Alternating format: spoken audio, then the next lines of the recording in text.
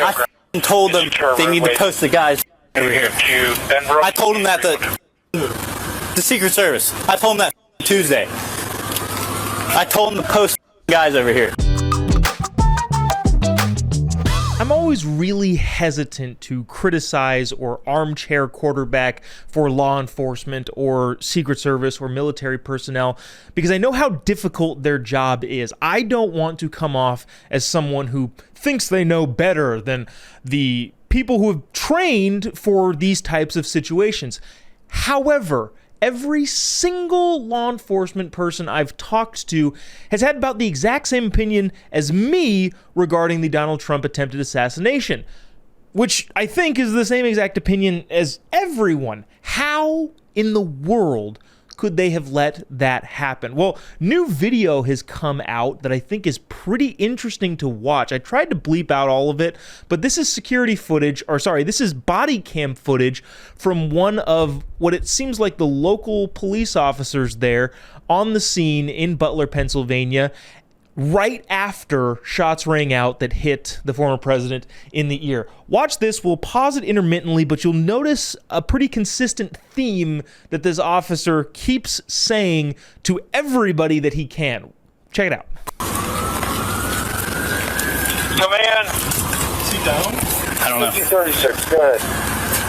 I need 5036, 5030, start towards the farm shop. I told them they need to post the guys over here. I told them that the Secret Service. I told them that Tuesday. I told them to post guys over here. I have no contact with you alive. What? I thought you got one. No, we're inside. Alpha 1, Bravo 1. Mickey.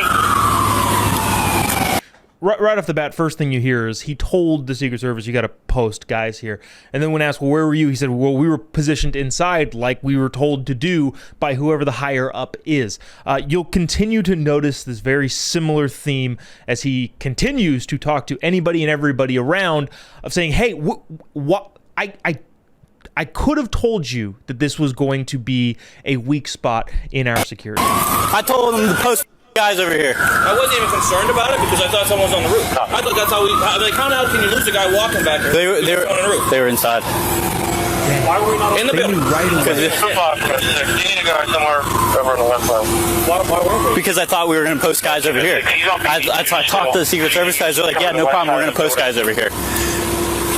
Wow. Okay, I hadn't noticed that part. He said he talked to the Secret Service guys, and they said, yeah, we're going to post guys over here. I had no idea that happened. I missed that the first time watching through. But that's different. Telling them, saying, hey, we need to post guys at this particular spot when he said it on Tuesday, versus them relaying the message back to him. So, yeah, we got it covered. Don't worry about it. That's a whole different thing. Holy cow. Watch the large window beside me. I bet you he climbed up here. I say he climbed the wall. I don't think so. The triple pulled in. Are we still securing inside? Anybody inside? Are we still securing inside? Told the Secret Service, post a guy over here. This side. I told him that at the meeting on Tuesday. What's that? So I think this dude in red, whether he witnessed it, whether he whatever. No, he was with him. Was he with him? I think that.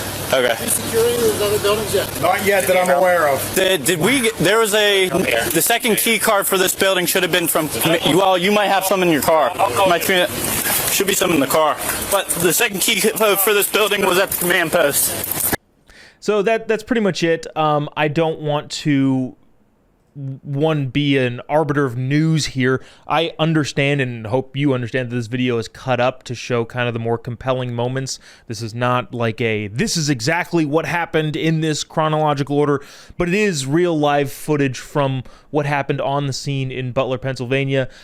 With, again, I don't need to repeat it or reiterate an officer saying, I effing told them. The really interesting part there is where he says, and they told me people were going to be over there. Now, I don't understand why people were in the building, inside the building. I'm not sure what any good that would have done. Again, like I said, I'm very hesitant to armchair quarterback stuff like this because, again, I'm not in law enforcement.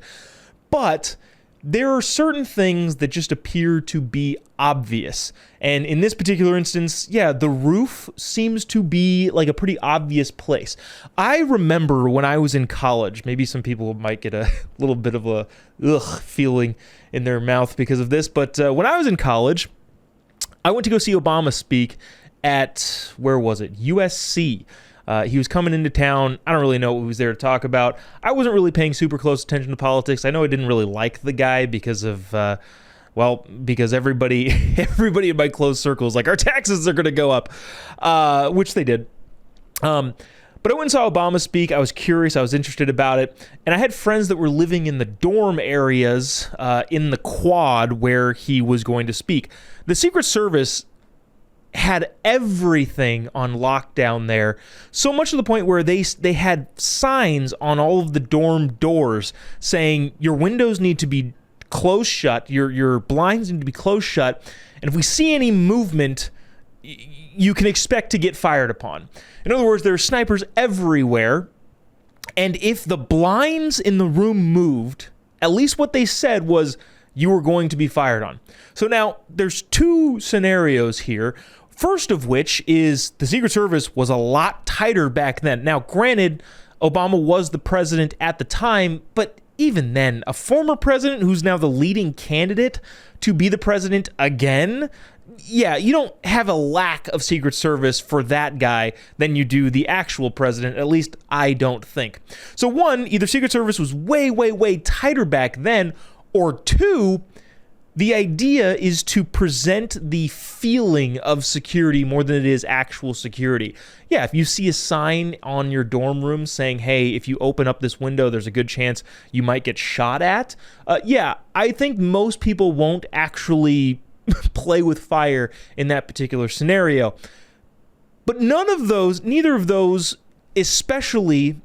options, especially in hindsight with what just happened in Butler, Pennsylvania, and all of the new stuff that's coming out now, really gives me a ton of confidence that things are as safe and secure as we're led to believe. But again, I don't want to armchair quarterback. I'm mostly just relaying what my other LEO friends have told me, and they seem to be just as shocked as I am.